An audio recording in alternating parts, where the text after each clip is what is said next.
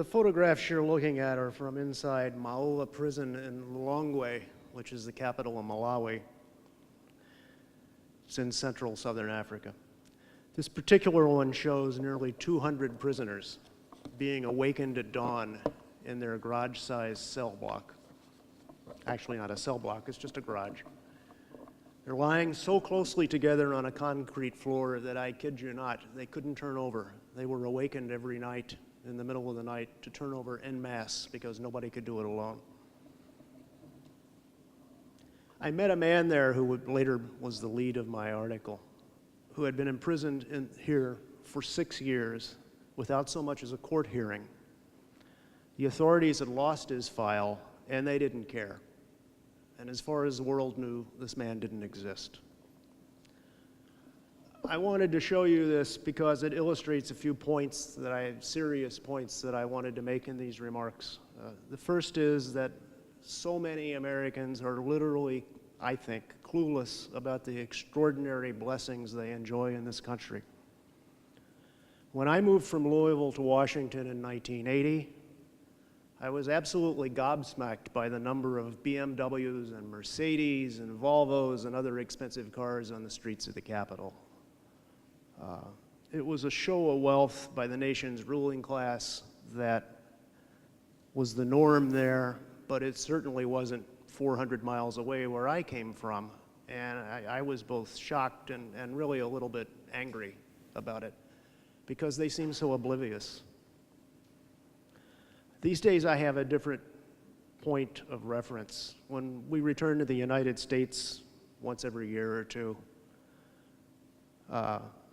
I would contrast scenes like this with what I saw in the United States, the opulence of the houses, the way the grass was completely neatly trimmed, the staggering number of restaurants, fast food restaurants, the obesity problem, you name it, and you know, all of it unimaginable in places that we had visited.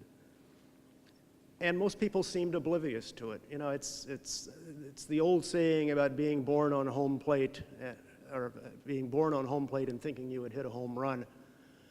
And I don't mean to moralize, and it's easy to slip into moralizing on this. You know, America, even for me, coming back is like slipping into a warm bath. It's very easy to get accustomed to it.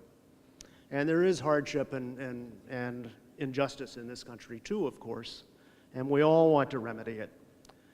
But I have to say that many American complaints about how tough or unfair things are, particularly when the complainers are unusually well off themselves, ring a little hollow to me after nearly 15 years abroad. People elsewhere have it a lot tougher.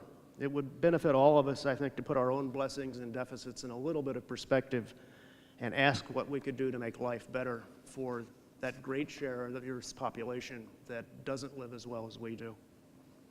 I said earlier that many journalists get into this business hoping to change things for the better, but in Malawi, the government, after this article ran, canned the national prosecutor who helped me get into the prison and gave me facts about prisoners.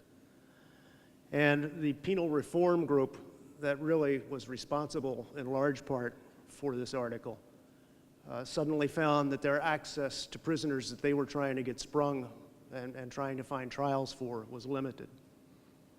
And I felt this was actually one of the most important articles that I had worked on in decades, simply because it really held the potential to change things for people who clearly were in such desperate straits.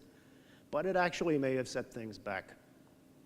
Here in the United States, I was contacted by an old friend after that article ran, a rabidly conservative activist, for those of you who might think the New York Times consorts only with borderline communists.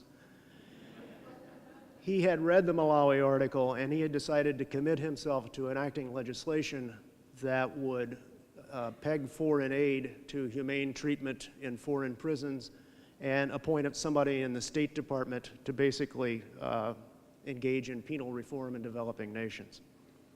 That was 7 years ago. I got an email from him last week. He said his cause has bipartisan support, but not even legislation opposing man-eating sharks gets passed in Washington these days. And so he's still trying. And my article has been long forgotten.